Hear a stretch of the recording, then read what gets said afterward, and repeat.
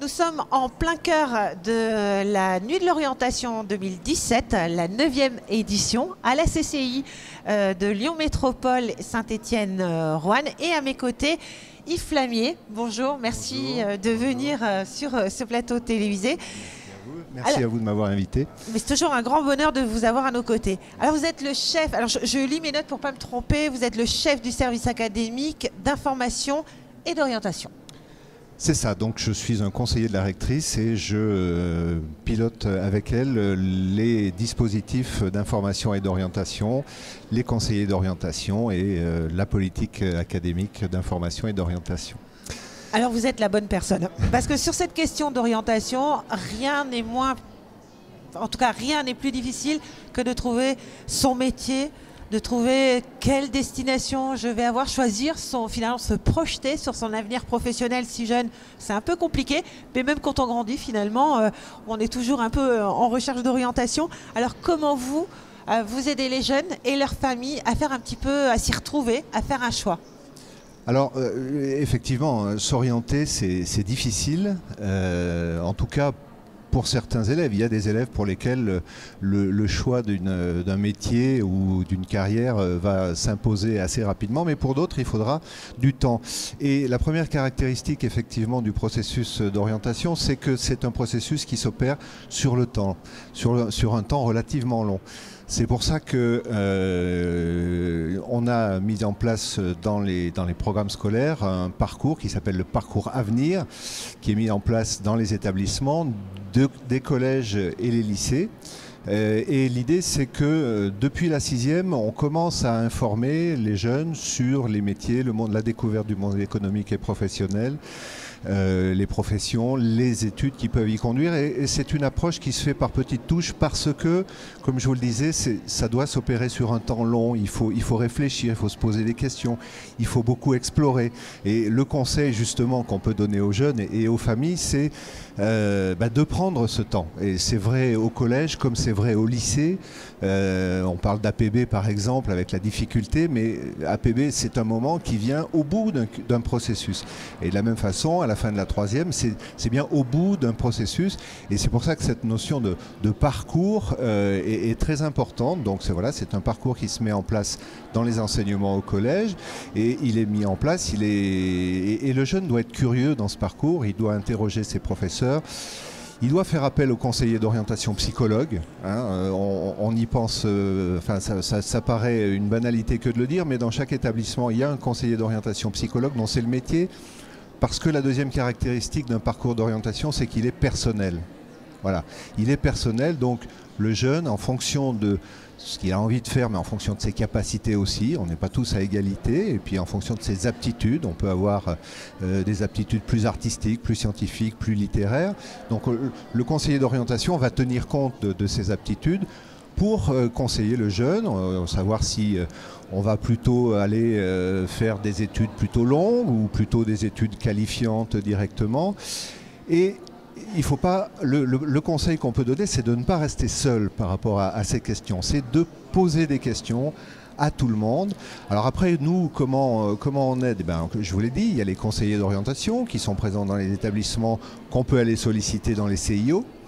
Et puis, on met en place aussi, à l'exemple de ce qui se fait ici, on travaille en collaboration avec une multitude de partenaires, avec les branches professionnelles, avec la Chambre de commerce et d'industrie par exemple, avec les collectivités, pour être présent et accueillir les jeunes sur des stands sur des stands ou des salons comme celui-ci, où bien évidemment, on ne va pas trouver toute l'information. C'est-à-dire que, et là aussi c'est un conseil important, c'est que on ne vient pas dans un salon si on n'a pas réfléchi un peu avant à ce qu'on va y chercher. Et c'est ce qui va faire l'efficacité d'une visite dans un salon comme celui-ci. C'est pareil pour le salon de l'étudiant au niveau après le baccalauréat. Donc c'est quelque chose qui se prépare et c'est quelque chose pour lequel il faut être curieux, il faut poser des questions et il faut prendre son temps. Voilà. Alors, ce qui est intéressant, c'est que beaucoup d'entreprises ont joué le jeu et sont effectivement à la salle de l'Arc-en-Bèche, juste en dessous de nous. Donc, des dirigeants, des collaborateurs, des salariés qui peuvent aussi finalement faire découvrir autrement leur métier. Plus vos conseils. et ceux des entreprises et des collaborateurs. Oui, c'est ça, parce que le métier, il faut illustrer aussi tout ça. Et l'illustrer, effectivement, ça peut se faire à l'occasion des forums qui sont organisés dans les établissements. Il faut se saisir de toutes les occasions. Il faut aller voir les professionnels. Il faut leur poser des questions.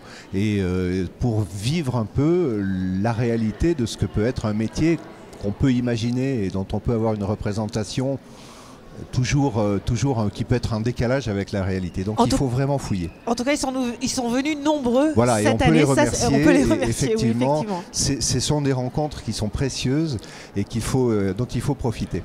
Alors, nous sommes à l'aube d'une nouvelle ère. Je pense que cela aura échappé à personne. L'ubérisation de l'économie, on est finalement face à des ruptures qui arrivent, qu'elles soient économiques, sociales, culturelles, écologiques. Et du coup, finalement, les métiers de demain, on ne les connaît pas encore aujourd'hui, mais on sait qu'ils arrivent franchement. On sait que le numérique, le digital prend une force très forte aujourd'hui.